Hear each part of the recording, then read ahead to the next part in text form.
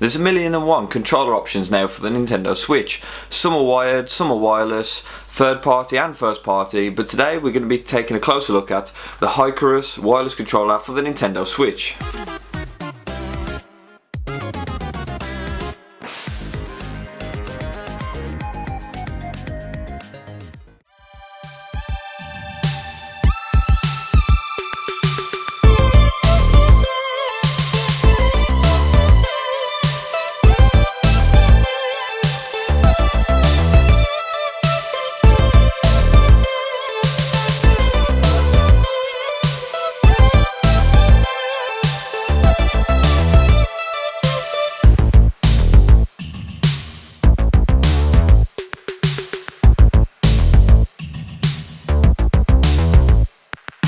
First thing, let's get the obvious out of the way. The Hycarus controller is definitely designed after the PS4 model. In fact, it even has a little plastic guard where the light sensor would have been if it was a PS4 model, and also the little fixtures for a microphone as well. Design wise though, the Hycarus controller looks pretty cool. It's got a nice black and grey finish on it, but it also has these awesome light up buttons which you can see right there. You do actually have the option to turn those off as well if you're worried about battery, or you just don't like them because they're distracting. All you do is hold the two back buttons and they turn off, and vice versa to turn them back on. Okay, so let's get into the details with the Hycarus wireless controller for the Nintendo Switch. So, as I've already mentioned, the buttons light up there. You've got the home button, A, B, X and Y, and they're really nice buttons. They've got a nice click to them, they're not too deep, they're not too squidgy, and they have that really cool lighting effect which is actually laid back into the controller a little bit, so it gives them a nice glow. They've also got a really nice font for them as well, which is really cool. You got the standard plus and minus buttons. They're in a bit of a funny place, but still, I mean, you don't use those that much in game, only mainly for pausing the menus and things normally. You've got the four back buttons. They're actually labelled up wrong for the Switch on this. They're LB, RB, LT and RT, which is literally the least of complaints that you could ever really make on a controller like this, as this is also compatible with PC and Android as well. So that's more of a common sort of naming convention for them really. One thing to note about the back buttons is the triggers are sort of analog in feel, but they actually register digitally about halfway down is from what I can gather. So that's just one of those things where you might have to get it a little bit more force to get the response out of it than you want. They're a little bit clicky as well, but that's perfectly fine really.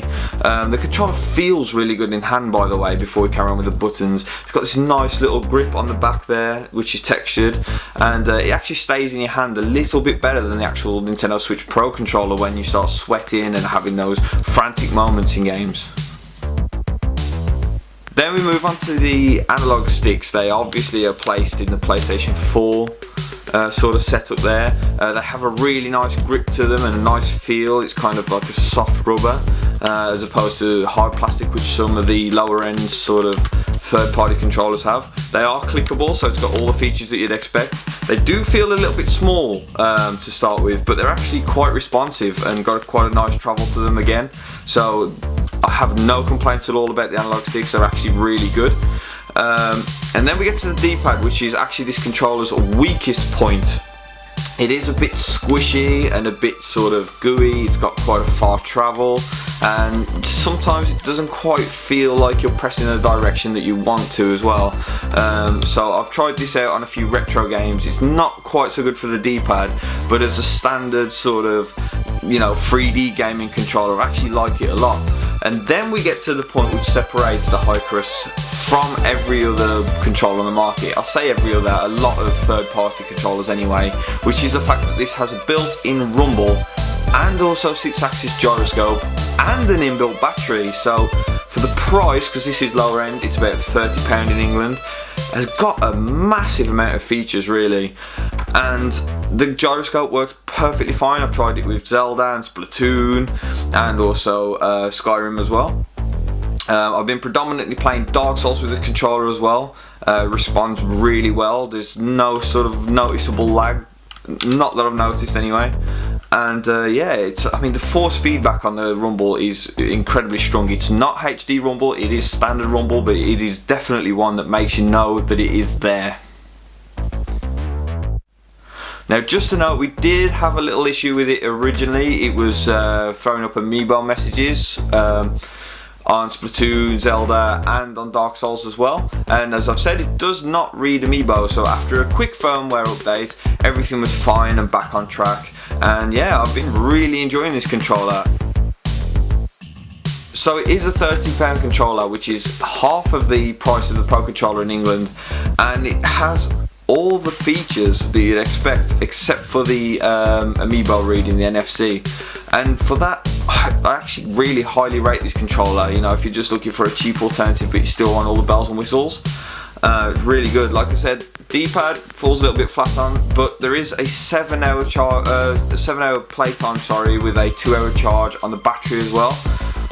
Really, honestly, what more could you want from a £30 controller? So, highly recommended is the Hycarus controller for the Nintendo Switch. Thanks for watching, and bye bye.